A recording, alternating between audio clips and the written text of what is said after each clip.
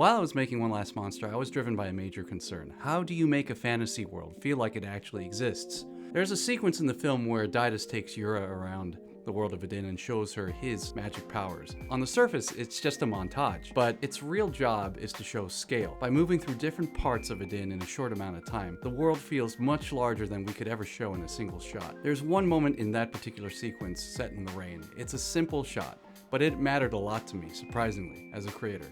Seeing Adin in the rain made it feel like a place that has existed for a long time, through many days and nights, through calm weather and bad weather.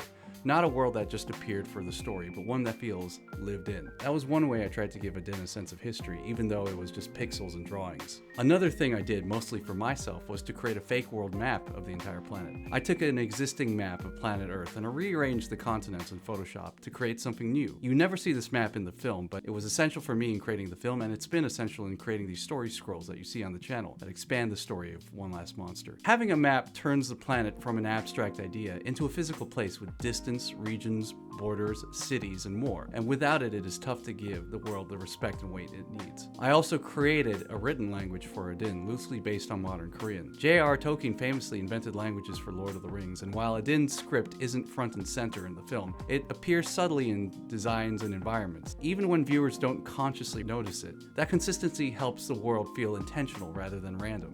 Architecture also plays a big role too.